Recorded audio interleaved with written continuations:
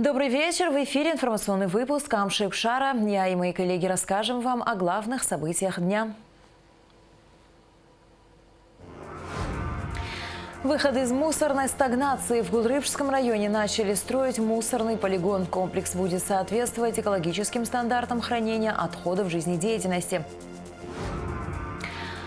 Противодействие коррупции и статистика ДТП. Состоялось очередное координационное совещание правоохранительных органов. На собрании также шла речь о раскрытых преступлениях коррупционной направленности.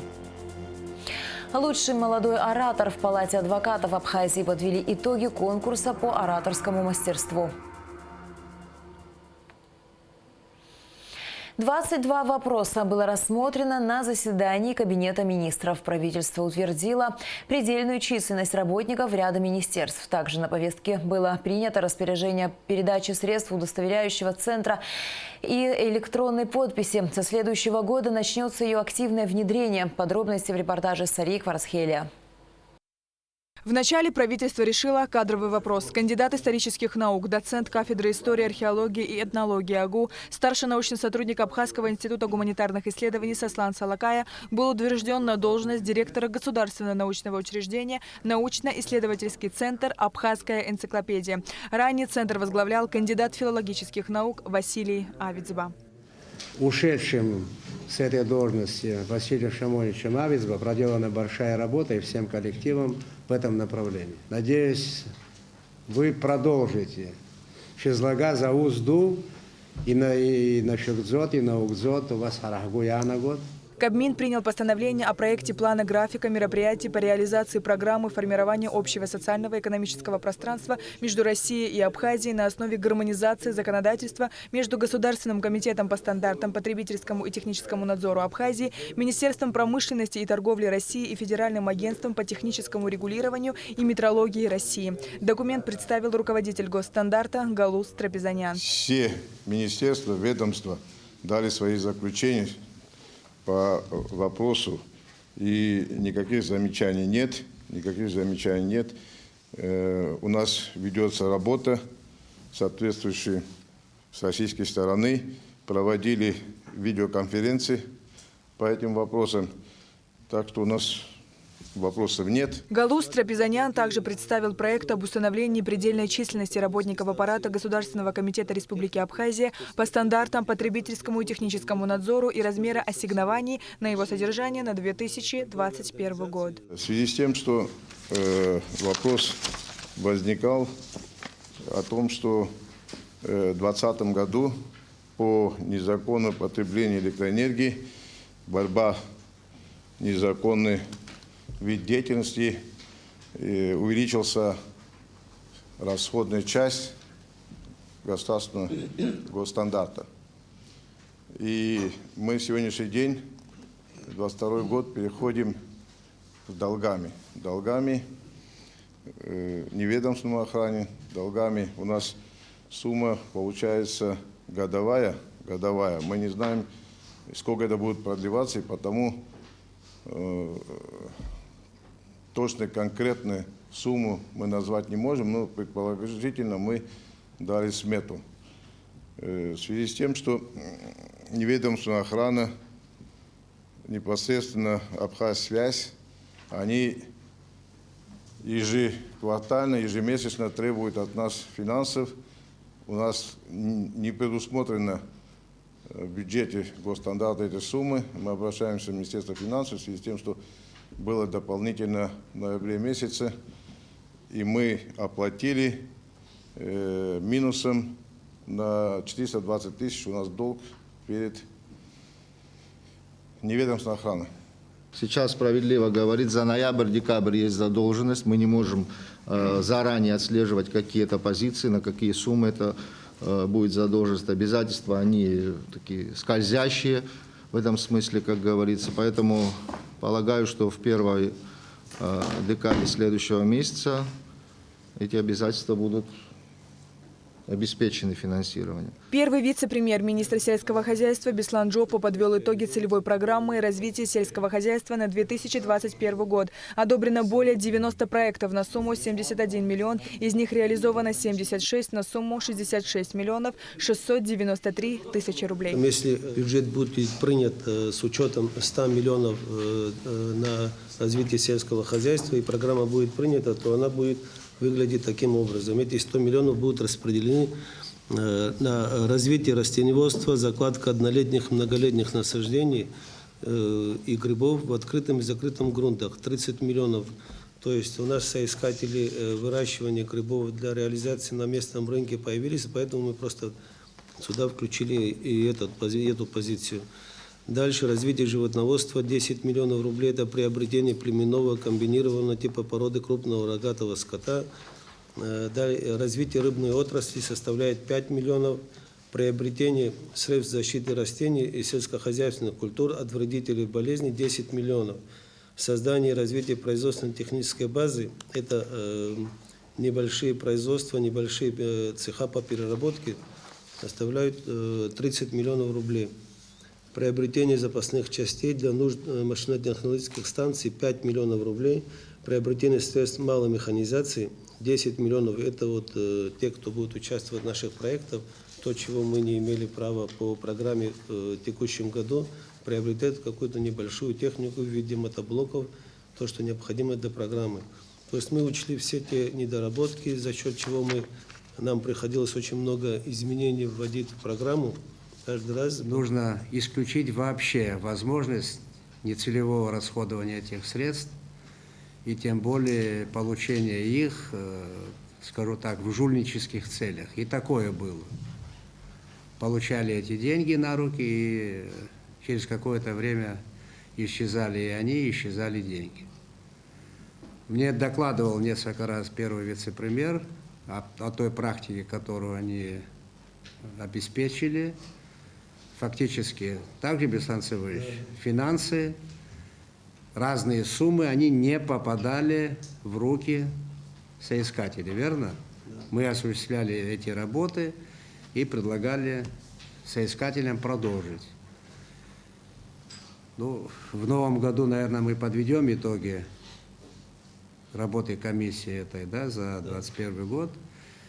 И тем самым это означает, что мы утверждаем новую программу на 2022 год. Правительство единогласно приняло проект меморандума о сотрудничестве в сферах внедрения единых технологий и программных продуктов в области цифровизации экономики, цифровых решений в сфере промышленности и торговли, обеспечивающих межотраслевую интеграцию предприятий в условиях проектирования, производства и реализации продукции между Министерством экономики Республики Абхазия и Министерством промышленности и торговли России. Данный проект вносится в соответствии с указом президента об утверждении положений подготовки международных актов Республики Абхазия, не являющихся международными договорами, и в рамках утвержденной в 2020 году программы гармонизации. Это один из пунктов этой программы. Прошу поддержать. Проект предварительно был согласован со всеми заинтересованными ведомствами. Все понимают актуальность и необходимость принятия данного решения. Кристина Узган также рассказала о инвестпрограмме на 2022-2025 годы. Основные направления программы и бюджетных инвестиций – это повышение заработной платы работников бюджетной сферы и создание благоприятных условий для развития экономики, подчеркнула Узган. Первое – снятие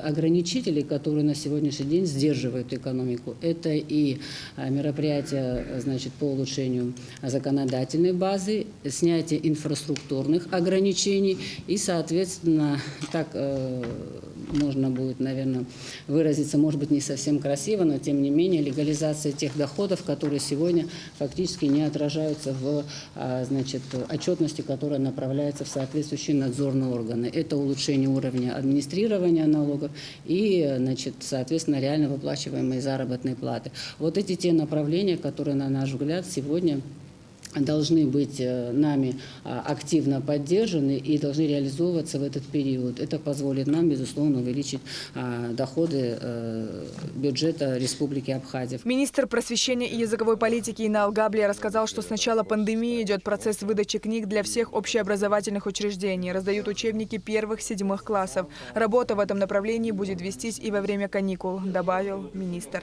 Также хотел бы подчеркнуть Да, вот вопрос, надеюсь, согласуют и с руководством, и с Министерством финансов. Вопрос хранения. Соответственно, нам, как мы понимаем, нужно действительно эффективно этот вопрос организовывать, и есть потребность склада, да, который будет при Министерстве просвещения, который будет теплый, сухой, да, организован на современном уровне, чтобы этот вопрос мы в дальнейшем могли решать оперативно. Кабинет министров утвердил соглашение между правительствами Абхазии и Южной Осетии о международном автомобильном сообщении. На заседании Кабинета министров была утверждена межведомственная целевая программа на 2022 год развития демографии. Семья, в которой родится третий и последующий ребенок, получит 100 тысяч рублей. Сария Кварацхеля, Саида Гухава, Абхазское телевидение. Распоряжением Кабинета министров 31 декабря 2021 года объявлен дополнительным выходным днем. 28 декабря в Верховном суде Республики Абхазия состоялось собрание судей республики, в котором принял участие президент Аслан Бжаня.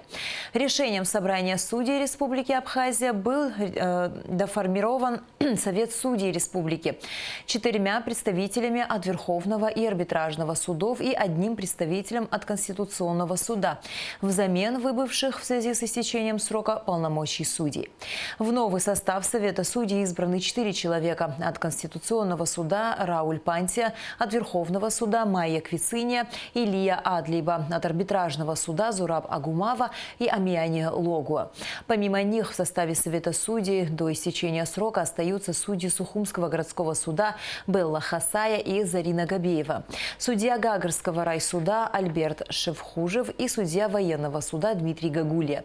Председателем Совета судей избрана Амияни Логуа. Совет судей является выборным органом судейского самоуправления, действующим в период между собраниями судей и подотчетен собранию судей. Президент Аслан Бжаня, обращаясь к судейскому сообществу страны, отметил, что суд является важнейшим государственным институтом, где вершатся судьбы людей. В деятельности судей нельзя допускать судебных ошибок, нужно бороться с коррупцией, нужно избавляться от непрофессиональных предвзятых судей, игнорирующих этические нормы, так как это подрывает доверие граждан к судебной системе в целом и государственной власти в частности. Это мой первый такой опыт общения с судейским сообществом. Хотел бы проинформировать вас о том, что испытываю глубокое уважение в целом к системе, к судейскому сообществу, по-другому быть не может. Ну и везде, в том числе и в судейском сообществе, наверняка есть вопросы, которые требуют повышенного внимания, вопросы, которые требуют скорейшего решения. Что меня беспокоит? Надеюсь, это беспокойство в том числе разделяется вами. До сих пор у нас нет председателя Верховного суда, у нас нет первого заместителя председателя Верховного суда. Эти вопросы необходимо решать очень быстро.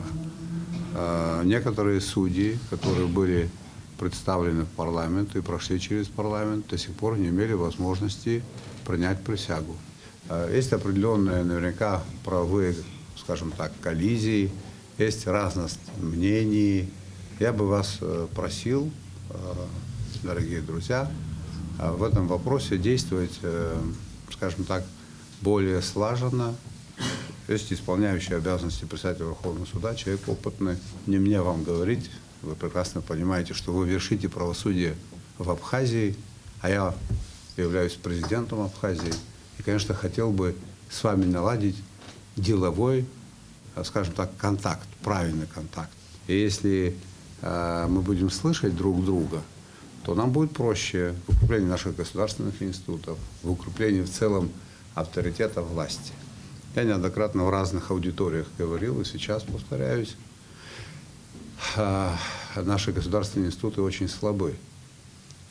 Не буду вам давать оценок, потому что это звучит некорректно с моей стороны, наверное, может звучать. Хотя у меня есть на сей счет тоже мнение. Я его озвучивать не буду. Каждый из нас мог бы подтянуться. И в целом, как и институт в том числе. Значит, хотел бы вас попросить в большей степени скоординировать, насколько это возможно, свою работу с деятельностью правоохранительных органов. Мы очень часто сталкиваемся, когда когда случается так, что человек, который совершил преступление, зачастую бывает не наказан.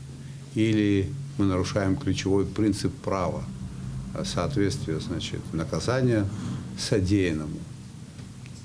Могу расшифровать, что я имею в виду. Очень часто уважаемые судьи выносят такое решение, как условный срок, домашний арест. Это начинает вызывать очень серьезную озабоченность у наших граждан. И потихонечку начинает накапливаться в какой-то степени негатив. В столице прошло очередное координационное совещание правоохранительных органов. Были представлены отчеты о проделанной работе с 2019 по 2021 годы. Рассказали о раскрытых преступлениях коррупционной направленности и о статистике ДТП на дорогах республики. Репортаж Гугуцы, Вардания.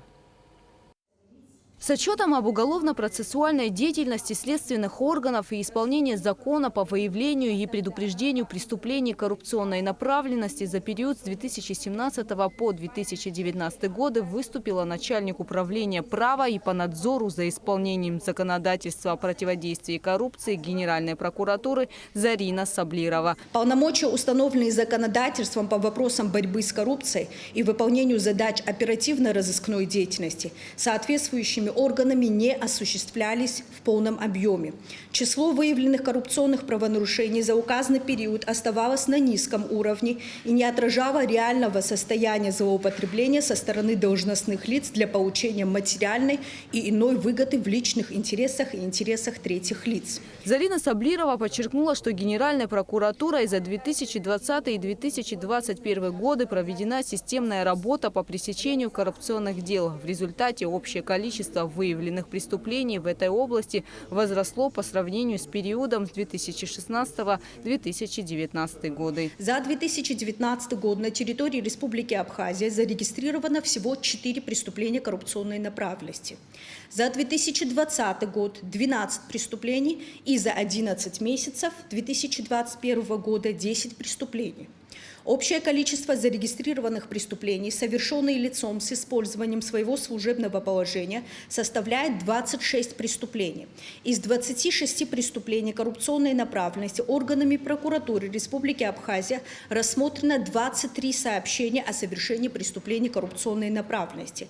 СГБ Республики Абхазия расследовано 2 уголовных дела, в производстве Министерства внутренних дел 1 уголовное дело. Наибольшее количество уголовных дел коррупционной направленности находилась в производстве Генеральной прокуратуры Республики Абхазия и прокуратурах районов, из которых 7 уголовных дел в порядке статьи 222 УПК Республики Абхазия направлены в суды Республики Абхазия, по 6 уголовным делам производство предварительного следствия прекращено по основаниям статей 27 и 28 УПК Республики Абхазия, отказано в возбуждении уголовного дела по 2 сообщениям о совершении преступлений по основаниям пункта 2 и 3 части 1 статьи 24 УПК Республики Абхазия и находится на стадии предварительного расследования 8 уголовных дел. Осуждено 6 должностных лиц, в отношении 4 лиц вынесены оправдательные приговоры, отмененные в последующем кассационной коллегией по уголовным делам Верховного суда.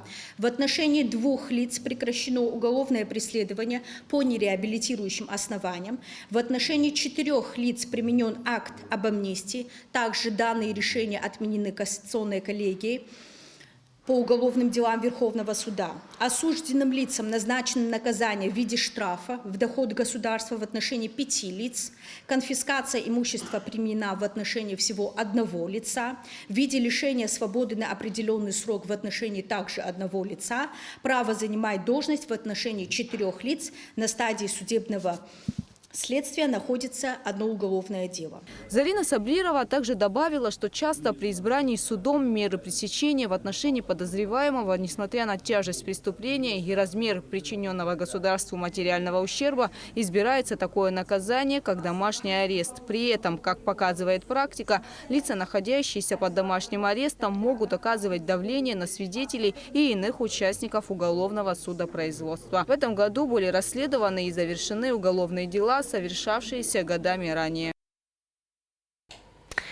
Полностью репортаж с координационного совещания правоохранительных органов смотрите в рубрике «Амшик Шараяцу» после новостей. В среду 29 декабря состоится очередное заседание сессии Народного собрания. Парламентарии планируют обсудить исполнение республиканского бюджета за 2020 год. Будет рассмотрено постановление об основных направлениях единой государственной денежно-кредитной политики на 2022 год. Также депутаты обсудят бюджеты фондов репатриации, социального страхования, охраны труда, дорожного, пенсионного и других внебюджетных фондов. Всего в повестку включены 23 вопроса. Высказывание Александра Ткачева 27 декабря о приобретении более 45 гектаров земли под строительство гостиничного и апартаментного комплекса «Москва-Резорт» в Пицунде вызвало неоднозначную реакцию в обществе. Председатель Госкомитета по управлению государственным имуществом и приватизации Беслан Кубрава прокомментировал ситуацию. Он сослался на Конституцию и Гражданский кодекс республики, в соответствии с которым земля является собственностью народа и не подлежит купле-продаже. Земельный кодекс предусматривает исчерпывающий перечень прав, в том числе постоянное пользование, временное пользование, аренда, отметил Кубрава. Я должен сказать, что я присутствовал на этой презентации. Презентация мне понравилась. Это большой проект, мегапроект в масштабе Абхазии, который обеспечит наших граждан рабочими местами, другими положительными моментами в части экономики, социальной сферы. Я думаю, что именно такие проекты, большие проекты в сфере курортов и туризма могут нашу экономику продвинуть вперед. И мы наверняка в случае успешного осуществления этого проекта ощутим ее эффективность. Дело в том, что речь не идет о выкупе земли. Я такое не услышал в выступлении Ткачева. Этот вопрос имеет свою историю, потому что еще в 2006 году был принят отдельный закон, вот передо мной этот закон, о недостроенном пансионате бывшего Госплана СССР. Видео был совершенно неприглядным, потому что это фактически был недострой. Значит, решением парламента был принят отдельный закон в 2006 году, и мы передали ее в собственность мэрии Москвы. В соответствии, значит, и мэрия Москвы, вы помните эти времена, когда Лужков был мэром столицы Российской Федерации, и он оказывал большую поддержку Абхазии и на внешнеполитическом поле, и в части экономики тоже, и гуманитарную поддержку. Помните, когда он поезда здесь пускал, значит, когда мы были в жесткой блокаде? Все это имело место. Поэтому такой закон был принят, и мы в собственность передали мэрии Москвы. Дело в том, что в соответствии с законом о земле и Гражданским кодексом, когда передаются какие-то строения и прочее, то земля под ними, естественно, передается в бессрочное пользование. То есть право бессрочного пользования было предоставлено им. По всей вероятности, я с Ткачевым на эту тему не говорил, и я этих материалов не видел, он имел в виду, что это право бессрочного пользования они сделали переуступку именно, значит, Ткачеву и его организации. Я так понял этот вопрос, и поэтому в классическом варианте речь о продаже земли там нет, там об этом речи не идет. Я так расцениваю эту ситуацию. Мы никаких актов купли-продажи по этой части не делаем, делать не собираемся. Это противоречит действующему закону. В связи с возросшими в несколько раз нагрузками на электросети участились перебои с подачей электроэнергии. Чтобы не остаться в новогоднюю ночь без электроснабжения, специалисты убедительно просят абонентов экономить электроэнергию. Очень тяжелая обстановка, тяжелейшая. Если мы не предпримем, все мы, жители Абхазии, не предпримем каких-то таких шагов, то Новый год тоже многие будут без света сидеть. Везде на грани, а в некоторых местах трансформаторные подстанции перегружены на 20-30% перегружены, мы вынуждены отключать. Потом получается так, что там, где мы отключаем, после включения, там, допустим, а опять эта же линия начинает гулять, сама автоматически отключается. Вот это получается коллапс такой. Люди не понимают, почему у нас много раз, не мы много раз отключаем, автоматика отключает его много раз. Убедительная просьба к народу, немножко пускай воздержится от потребления электроэнергии, отключат свои ненужные приборы. Я уже не говорю о незаконно подключенных, все понимают, о чем я говорю. Убедительно. Потом мы как-то и Новый год проведем, и, думаю, и зиму проведем, если мы немножко ответственно отнесемся все. Мы видим сегодня, что 31 числа ожидается очень большой рост нагрузки в связи с готовкой, с приготовлениями к празднику. Вот. Очень много аварий, очень много локальных возгораний, очень много отключений. Помимо тех, которые производятся сегодня в связи с ограничениями перегруза, еще и локальные отключения у нас. Произошел очень резкий большой рост нагрузок, что приводит к постоянным поломкам и неисправностям. Замучились наши люди, замучилось население. В общем, мы в такой, я вам скажу, даже тревожная ситуация на сегодняшний день. Знаем, что большое количество майнеров стоит у людей, майнеров, имею в виду самих этих машинок, в домах по 2, по 3 штуки. Вот. Суммарно это нам приносит очень большой урон, потому что их очень много. Хочу обратиться к тем людям, которые этим занимаются. Если есть какая-то толика совести, не знаю, дайте людям встретить Новый год, отключите эти машинки. Дайте людям хотя бы приготовиться к этому Новому году. И дайте нам тоже спокойно войти в этот Новый год. Не думайте, что я сгущаю в чем-то краски. Абсолютно нет. Я, наверное, не все говорю о той ситуации, которая сегодня сложилась. Но если не будет встречного понимания и движения со стороны наших абонентов, населения города, то Новый год мы пройти не сможем. Люди останутся просто-напросто без света. Работаем в авральном режиме уже давно. Практически в 7 утра у нас начинается рабочий день. В лучшем случае в 10, а так и в 12 часов мы попадаем домой. Не всегда население нас понимает. Складывается разная ситуация у нас в сетях. Бывает, что нам приходится передавать подстанции или целые районы с одного питания на другое. Но это все связано с тем, чтобы обеспечить людей светом, хотя бы каким-нибудь. Мы уже о качестве сегодня не говорим. Просто о наличии света. Те подстанции, которые нами были отревизированы, проведен капитальный ремонт, установлены были новое оборудование, щитовой, трансформаторы, они сегодня у нас плавятся, они у нас горят. В день по 2, по 3 возгорания, на которые мы должны реагировать, приходить, исправлять. Силы уже на исходе. В Гулрыбском районе начата работа по строительству мусорного полигона. Работы ведутся в рамках инвестпрограммы 2020-2022 года. Заказчик работ УКС, субподрядная организация РЭС.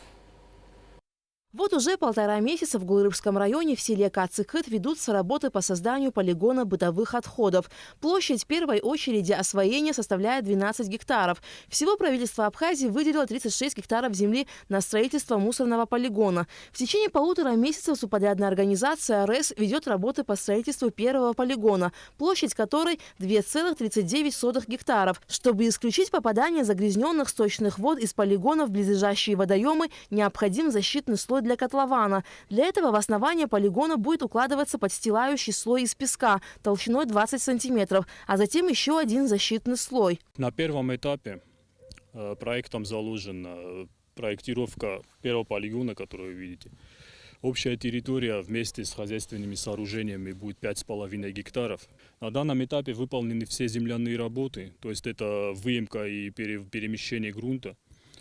На данном этапе все завершено. Следующим этапом планируется устройство гидроизоляционного слоя, укладка бентонитовых матов во избежание попадания в грунтовые воды отходов. Помимо строительства мусорного полигона, проектом предусмотрен и мусоросортировочный комплекс, состоящий из линии сортировки твердых бытовых отходов на 12 постов и участка прессования мусора. То есть сюда будут свозиться твердые бытовые отходы, они будут сортироваться на вторсырье, то есть будет выделяться стекло, металл, к примеру, пластик. Это все будет откладываться, то, что можно в дальнейшем переработать, будет откладываться отдельно. Все остальные органические отходы, которые не подлежат вторичной переработке, будут упрессовываться и складываться в котловане. Отходы, которые доставят в котлован, подлежат грубому измельчению бульдозером, затем разравнивание тонким слоем до 50 сантиметров и уплотнение катком. Общая высота уплотненного слоя должна быть 2 метра, после чего идет покрытие промежуточным изолирующим слоем, изъятого при планировке полигона. На территории Абхазии впервые производится работа в таком объеме и такого характера. Подобных сооружений в Абхазии не было. Надеюсь, данная работа будет эффективна, решится проблема с утилизацией отходов в Абхазии, хранение, захоронение, вообще всей цепочки от поступления мусора сюда и до его конечной утилизации. Все технические сооружения на территории мусорного полигона, инфраструктура, сортировочный цех будут построены в 2022 году. Мусорный котлован рассчитан до 5 лет. После того, как он заполнится, подготовят новый. Всего на полигоне запланировано 4 котлована. Алика Трапш, Алексей Баструков, Абхазское телевидение. Около 30 различных проектов и мероприятий организовал Всемирный Абхазо-Абазинский конгресс за 2021 год. В основном все инициативы были направлены на развитие и укрепление этнокультурных ценностей, истории, этнологии и традиций, сохранение нематериального культурного наследия. Планов в следующем году очень много, и команда ВААК надеется реализовать еще больше полезных проектов. Несмотря на пандемию, 2021 год был для Всемирного Абхазо-Абазинского конгресса весьма продуктивным. За прошедший год ВААК притворил в жизнь более 26 различных проектов по разным направлениям, от образовательных и научных до проведения памятных мероприятий. Совместно с региональными отделениями в населенных пунктах была проделана большая работа по реализации проектов, ориентированных на развитие гражданского самосознания.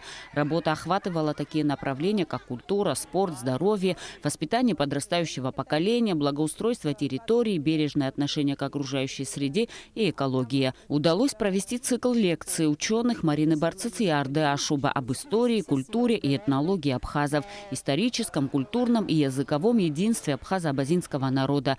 Благодаря подписанию договора с Санкт-Петербургским университетом в этом учебном году практически без экзаменов в ВУЗ зачислено 18 абхазских абитуриентов. Из их числа создан абхазо-абазинский ансамбль национального танца, который активно выступает на различных мероприятиях. Также подписано соглашение о сотрудничестве между ВААК и Санкт-Петербургским музеем антропологии и этнографии имени Петра Великого.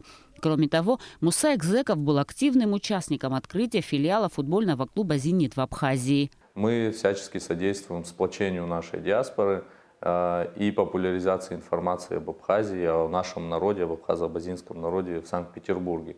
В этом году ВААК и Госкомитет по репатриации организовали и провели памятные мероприятия в День памяти жертв Кавказской войны. Команда Конгресса высадила памятную кленовую аллею в честь погибших на войне жителей нового района в Сухуме.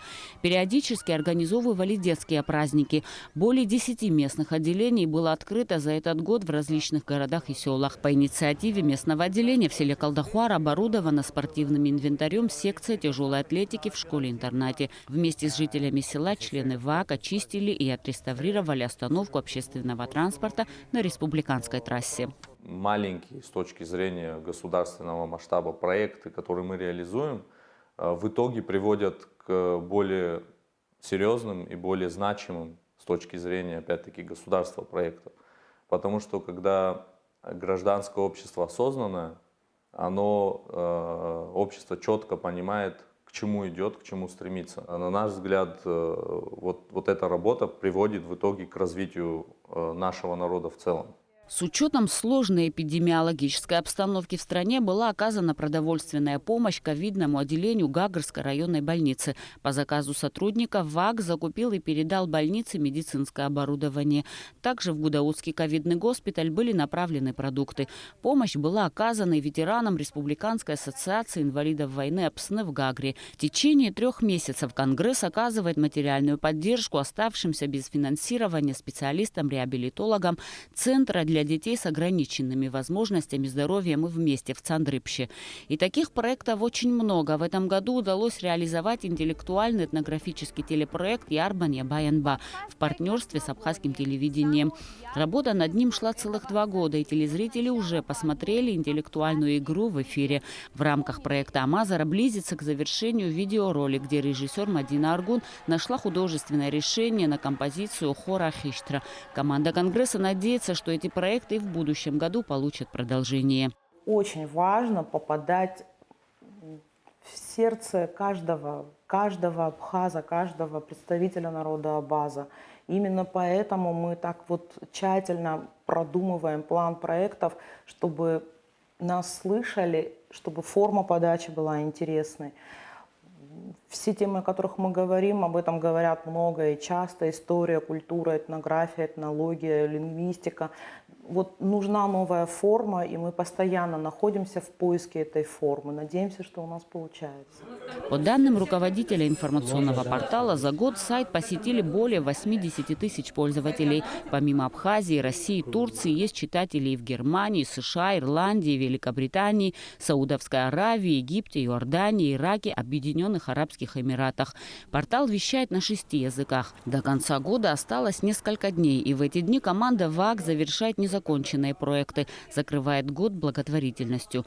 Год заканчивается, и мы вступим в Новый год, и, конечно, я с уверенностью вам скажу, что все, что мы запланировали, мы все сделаем. Разрешите от всей души поздравить вас с наступающим новым 2022 годом, пожелать всем здоровья и дальнейших успехов. Ну а уже в будущем году с новыми силами и энтузиазмом команда возьмется за новые проекты. Ведь год предстоит знаковый, юбилейный. 30 лет со дня создания Всемирно-Абхазо-Абазинского конгресса. Эсма Джикерба, Сергей Каджая, Абхазское телевидение. В Палате адвокатов Абхазии состоялась ежегодная премия имени Мирона Шамба «Лучший молодой оратор». Навык сочетания юридической аргументации с красивой и правильно построенной речью крайне важен для профессии адвоката. В связи с этим популярность конкурса среди молодых специалистов растет из года в год. Ясма Гуланзе продолжит тему. Адвокатура – важнейший институт гражданского общества. Адвокатура не входит в систему органов государственной власти, однако ее деятельность имеет государственное значение, ведь она направлена на защиту прав и свобод граждан. Но адвокатская деятельность не может быть приостановлена даже в условиях чрезвычайного положения, это показала вот эта пандемия.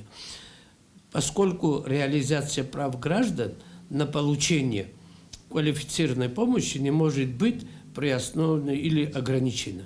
Мы не остановили работу адвокатов ни на один день, ни на одну минуту. Никого не оставили без защиты. Премию «Лучший молодой оратор» учредил один из первых профессиональных юристов Абхазии Мирон Шамба. Традицию продолжили его сыновья Тарас и Сергей Шамба.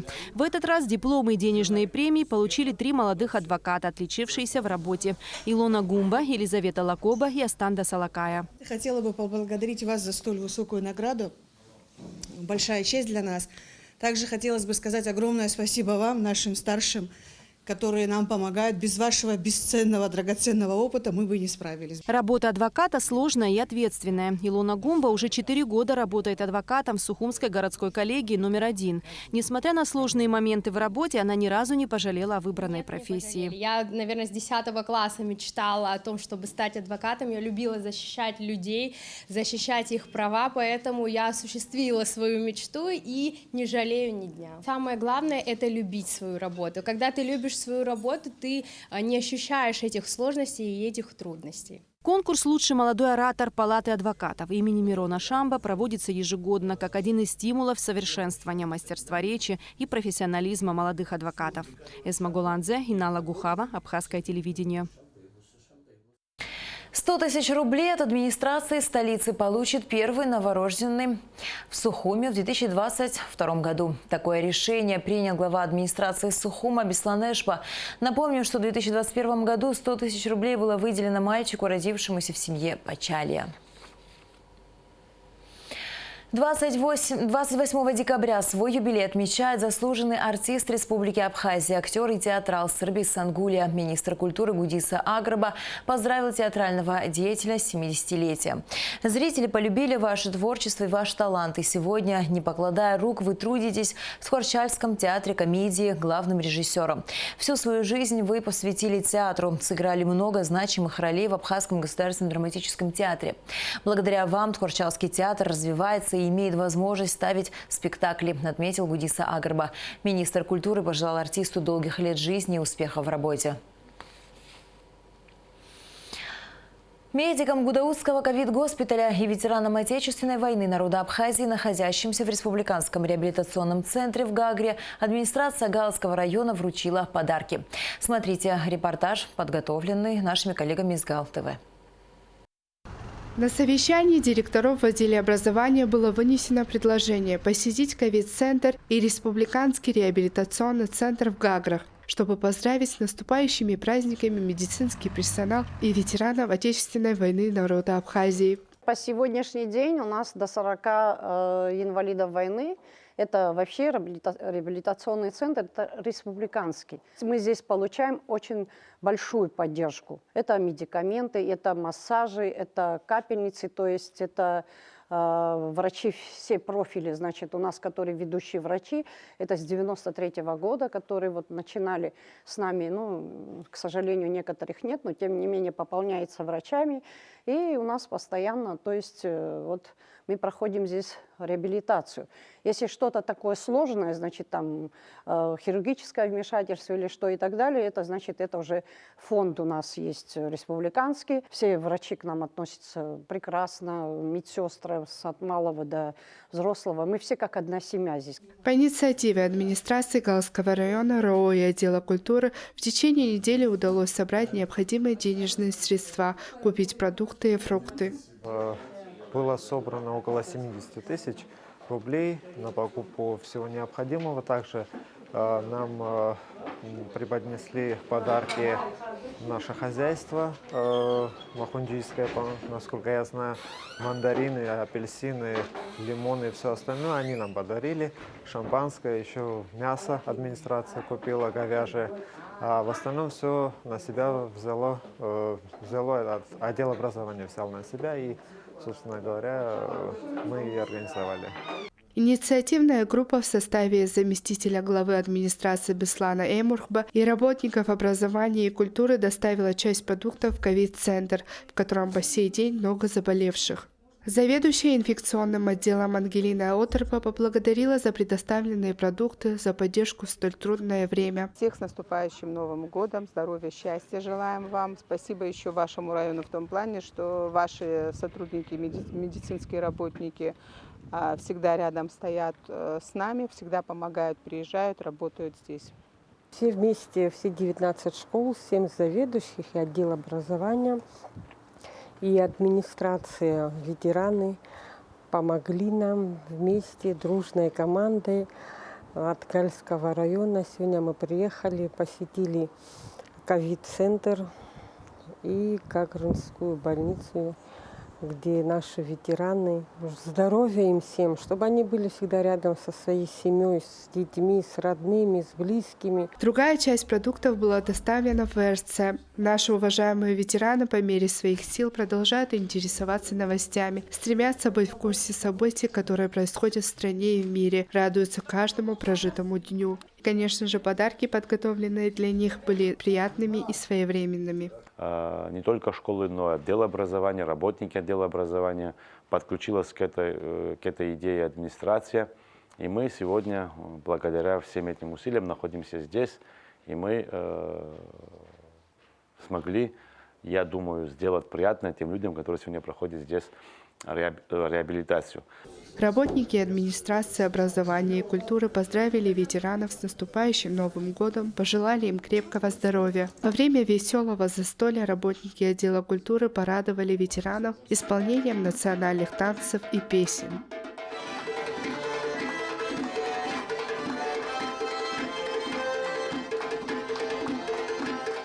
Анна Чкаду, Анжела Белава, Бека Шония, Гал ТВ. Ежегодно национальная платежная система АПРА поощряет наиболее активных держателей банковских карт. В этом году победителями акции стали 8 человек, все они представители разных профессий.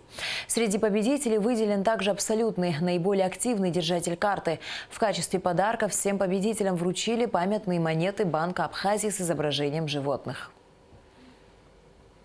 В этом году мы решили пойти по следующему пути, выделить наиболее активного пользователя карт национальной платежной системы АПРА и в том числе наградить активных держателей по каждому из наших районов. То есть это город Сухум и 7 районов Республики Абхазия.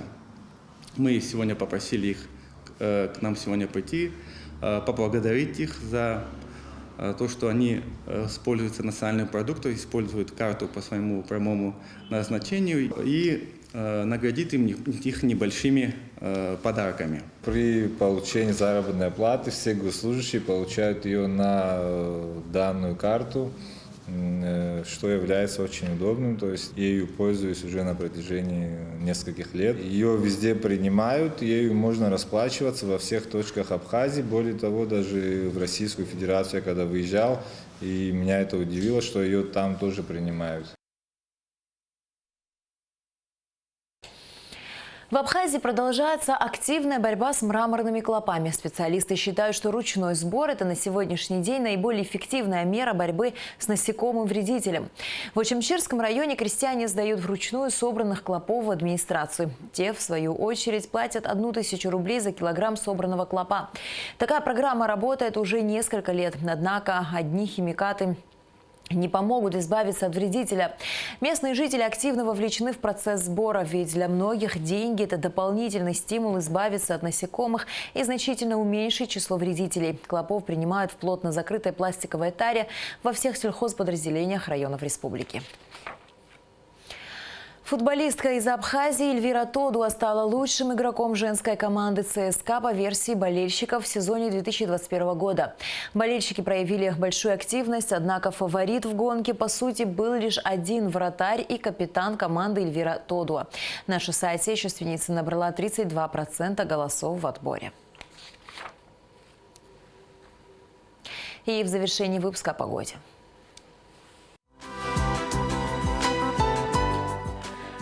В среду 29 декабря в Абхазии ожидается переменная облачность без осадков. Температура воздуха ночью 2,7, днем 10-15 градусов. Температура морской воды 12 градусов.